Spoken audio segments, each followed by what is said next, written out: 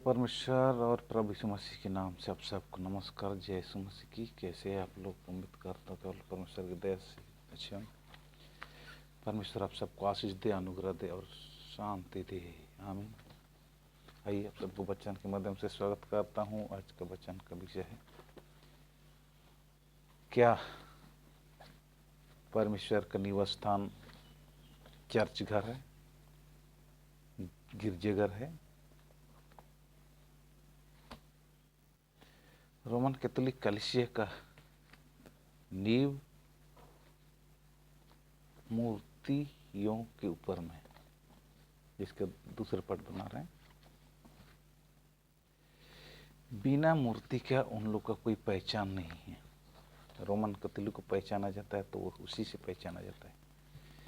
बड़े बड़े बंगले बनाते हैं और उनके सामने मूर्तियाँ बनाते।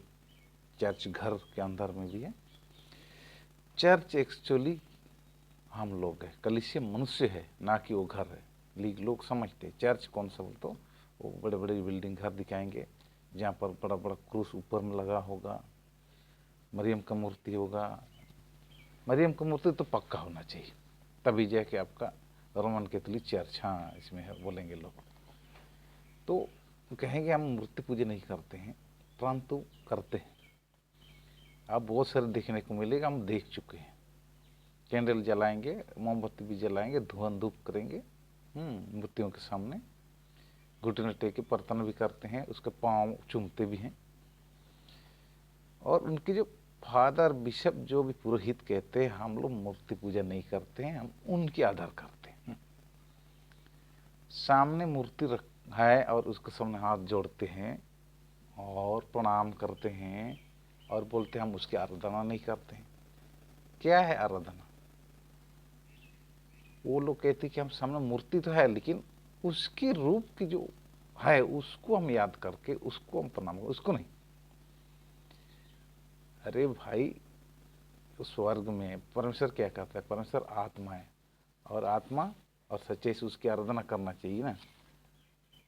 यूहन्ना 4 अध्याय उसका जब देखते हैं 23 में 23-24 में लिखा है, परंतु वह समय आता है, वरन अब भी है, जिनमें सच्चे भक्त पिता की आराधना आत्मा और सच्चाई से करेंगे। क्या ये आत्मा और सच्चाई से बोला है ना कि मूर्ति रखो, उसको प्रार्थना करो तो मैं खुश हो जाऊंगा? नहीं, कभी नहीं। क्योंकि पिता अपने लिए ऐसे आराधकों को ढूंढता है। कैसे आराधकों को? मूर्ति को आराधना करेंगे, मूर्ति के सामने प्रणाम करो, उसको ढूंढ रहा नहीं, आत्मा और सच्चाई से। क्या करता है? आत्मा और सच्चाई से आराधना करने वालों को ढूंढता है। परमेश्वर आत्मा है और अवश्य है कि उसकी आराधना करने वाला आत्मा और सच्चाई से करेंगे। हालेलुया। कहेंगे मूर्ति बनाना पाप नहीं है, मूर्ति की धन्यवाद करना पाप नहीं है, आराधना करना पाप है बोलते हैं। अरे भाई, धन्यवाद प्रणाम क्या है? अलग सा है क्या? धन्यवाद करते हो, प्रणाम करते हो, स्तुति गाना गाते हो, तो क्या आराधना नहीं हुआ? कभी भी नहीं बोला कि धन्यवाद करो। निर्गमन 20 अध्याय का 4 दिखाओगे तो वो भी वचन दिखेंगे, उसको हम 4 पहले पढ़ लेंगे। तू अपने लिए कोई मूर्ति खुद करना बनाना, ना किसी की प्रतिमा बनाना जो आकाश में या पृथ्वी पर या पृथ्वी के जल में है, तू उनको दंडवत ना करना और उसकी उपासना ना करना। उपासना क्या है? आराधना ही ना है।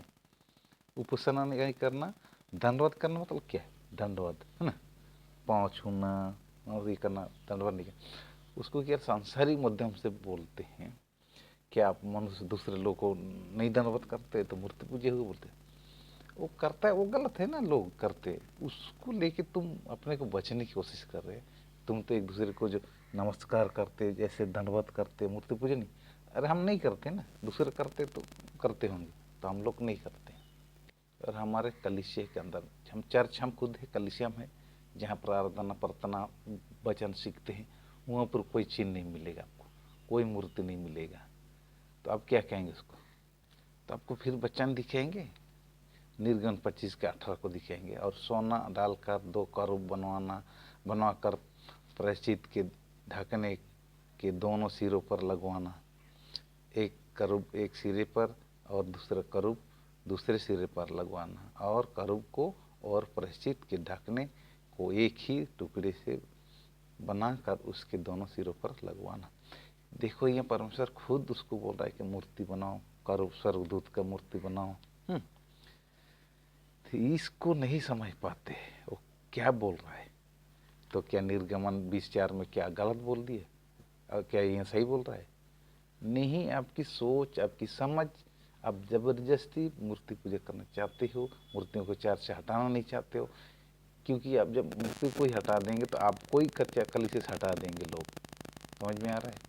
तो उसको आप हटाने से इसलिए आप जबरदस्ती इसको क्या करता है, उसको रखने की कोशिश करके ऐसे वचन को घुमाते हो। जैसे कॉन्स्टेंटाइन राजा था, उस टाइम उसने जो नया ऐसे चर्च घरों को बनाए जहाँ मूर्ति पूजा भूत प्रस्त होता था, वहीं अपने देवी देवताओं को पूजे। बोले तो रोमी लोग थे, रोम मूर्ति पूजक थे वो लोग। अपने देवी देवताओं को क्या करता है, ला के कलीसिया में वो लोग रखा। देखो यहाँ पर ये नाम बदल दी, बाइबल का नाम दिए, डायना को मैरी मरियम नाम दे दिए, है ना। जूटी पर पतरस, शांत पतरस है, अपोलो ये शांत यूहन्ना है। ऐसे ऐसे करके मूर्ति पूजा करवाने की कोशिश की, नाम बदला, लेकिन देवी देवता वही उन्हीं लोग का। तो आज भी वैसे ही कर रहे हैं लोग। उन सब मूर्ति को हटा दीजिए, आपका चर्च ही बंद हो जाएगा। आप बंद किया, तुमको खुद को निकाल देगा अपने पद, जो फादर हो, बिशप हो, जो भी हो, आपको दुश्मन हो जाएंगे वो लोग। समझ में आ रहा है? इसलिए बोलते आपका जो रोमन कैथोलिक चर्च मूर्ति पर खड़ा है, आपका नींव मूर्ति नहीं, आपका रोमन कैथोलिक भी नहीं है। मूसा को क्या आदेश दे रहा है उसको आपको समझना चाहिए। नहीं, 25 हम 1 से पढ़ेंगे। आप 18 को पढ़ते हैं तब 1 से पढ़ेंगे, इसको आपको पूरा समझना होगा। यहोवा ने मूसा से कहा, इस्राएलियों से यह कहना कि मेरे लिए भेंट लाए, जितने अपनी इच्छा से देना चाहे उन्हीं सभी से मेरी भेंट लेना।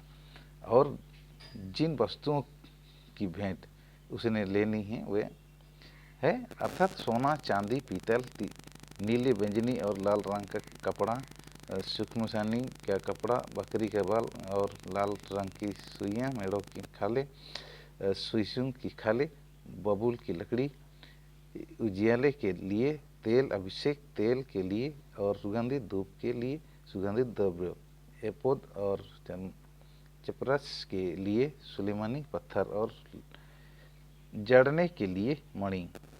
और वे मेरे लिए क्या लिए, किसके लिए? परमेश्वर क्या कहला, मेरे लिए एक पवित्र स्थान बनाएं कि मैं उसके बीच निवास करूं।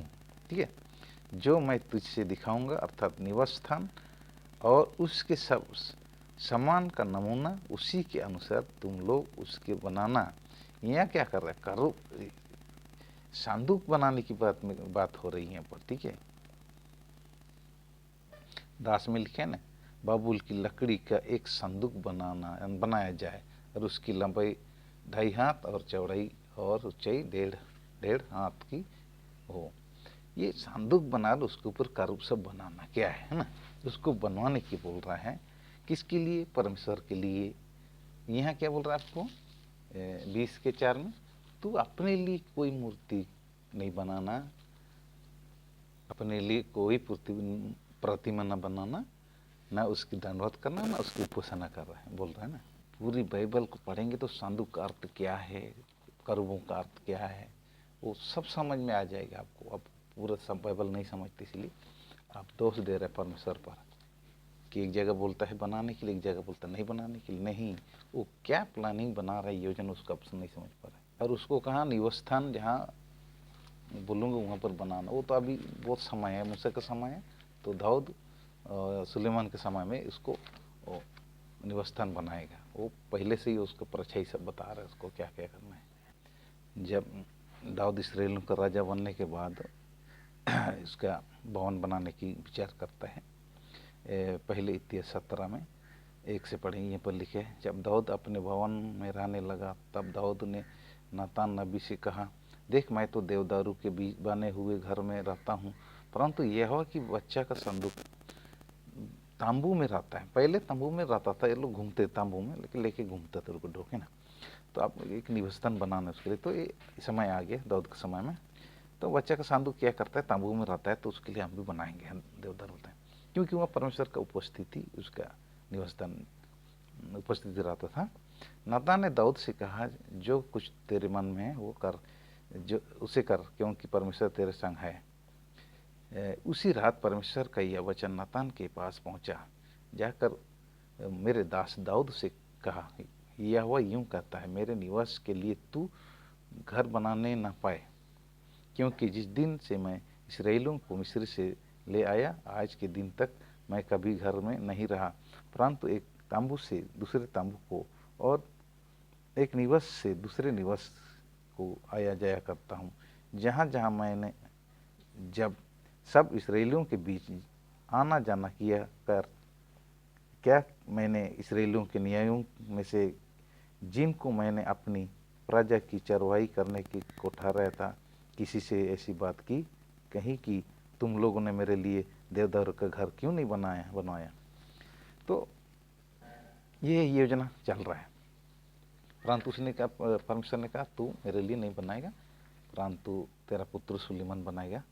11 पद में लिखे, जब तेरी आयु पूरी हो जाएगी और तुझे अपने पितरों के संग जाना पड़ेगा, तब मैं तेरे बाद तेरे वंश को, जो तेरे पुत्र में से होगा, खड़ा करके उसके राज्य को स्थिर करूंगा। मेरे लिए एक घर वही बनाएगा और मैं उसकी राजगद्दी को सदैव स्थिर रखूंगा। सुलेमान राजा फिर क्या करता है ये देखते हैं। पहले राजा 26-27 को देखते हैं। इसीलिए अब हे इस्राएल के परमेश्वर, अपना जो वचन तूने अपने दास मेरे पिता दाऊद को दिया था, उसे सच्चा सिद्ध कर। क्या परमेश्वर सचमुच पृथ्वी पर वास करेगा? स्वर्ग में वरन सब में ऊंचे स्वर्ग में भी तू नहीं समाता, फिर मेरे बनाए हुए इस भवन में कैसे समाएगा? कह रहा है ना। ध्यान से सुनिए क्या कर रहा है। पृथ्वी पर वास करेगा, सचमुच क्या परमेश्वर पृथ्वी पर वास करेगा?